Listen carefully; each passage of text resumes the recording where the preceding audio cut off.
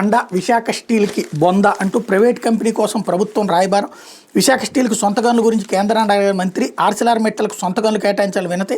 కేంద్రాన్ని కోరిన రాష్ట్ర పరిశ్రమల మంత్రి భరత్ మెట్టల్ పోర్టు నిర్మాణం కోసం నిబంధనల్లో సవరణ. కాకినాడ గేట్వే పోర్టుకు సమీపంలోని మరో పోర్టు డిఎల్పురం వద్ద క్యాప్ 2 పోర్టుకు అనుమతిస్తూ ఉత్తర్వులు అన్నటువంటి వార్తని హైలైట్ చేశారు. లేకపోతే ఆసరాకు అంచనా అంటూ గతేడాది జూన్ నుంచి పేదలకు 203 కోట్ల బకాయిలు. మిత్రాలు అప్లోడ్ చేస్తున్న దరఖాస్తులు పెండింగ్. ఆరోగ్యశ్రీతో చికిత్సానంతరం జీవన భృతి కార్యక్రమాన్ని ప్రవేశపెట్టిన గత వైఎస్ఆర్సీ ప్రభుత్వం. ఆసుపత్రి నుంచి డిశ్చార్జ్ అయిన 24 గంటల్లోనే బ్యాంక్ ఖాతాలో నగదు. కూటమి సర్కార్లో ఆసరాకు మంగళం. 11 నెలగా ఆరోగ్యశ్రీకి 3,500 కోట్ల బకాయిలు చెల్లించిన కూటమి ప్రభుత్వం అన్నటువంటి వార్తని హైలైట్ చేశారు. లేకపోతే ఫైనాన్స్ దారుణం, ఇల్లాలు బలవన్మరణం అన్నటువంటి వార్తను హైలైట్ చేశారు. ప్రైవేట్ ఫైనాన్స్ సంస్థ ఆగడాలు మితిమీరి ఇంటిపైకి వచ్చి దౌర్జన్యాన్ని పాల్పడటంతో అవమానభారం భరించలేక వివాహిత బలవన్మరణానికి పాల్పడింది. మంగళవారం చోటు చేసుకునే విషాద ఘటన బుధవారం వెలుగులోకి వచ్చింది.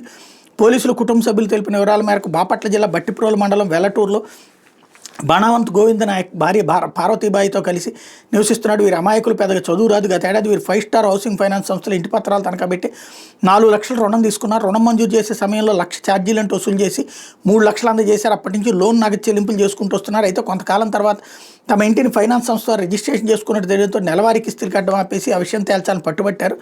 ఈ నేపథ్యంలో కొద్ది రోజుల కిందట సంస్థ ప్రతినిధులు పార్వతీబాయి ఇంటికి వెళ్లి ఆమెపై దౌర్జన్యం చేయడంతో పాటు దుర్భాషలాడారు. దీంతో వారు బట్టిప్రోలు పోలీస్ స్టేషన్లో ఫిర్యాదు చేశారు. ఈ విషయం మంగళవారం సాయంత్రం ప్రైవేట్ ఫైనాన్స్ సంస్థకు చెందిన వ్యక్తులు పార్వతీబాయి ఇంటికి వెళ్లి ఆమెపై దౌర్జన్యానికి పాల్పడ్డారు. సామాగ్రి బయటకు విసిరేశారు. వంట పాత్రలతో ఆమెపై దాడికి దిగబడ్డారు. కేసు వాపసు తీసుకోవాలంటే తీవ్రంగా హెచ్చరించి వెళ్లారు. దీంతో మనస్తాపానికి గురైన పార్వతీబాయి ఫ్యాన్ కూరివేసుకుంది. చుట్టుపక్కల వాళ్ళు తలుపులు తీసి ఆమెను గుంటూరు జీజీహెచ్కి తరలించారు. అప్పటికే ఆ మృతి చెందినట్టు వైద్యులు ధృవీకరించారు. మృతురాలి భర్త ఫిర్యాదు మేరకు పోలీసులు కేసు నమోదు చేశారు.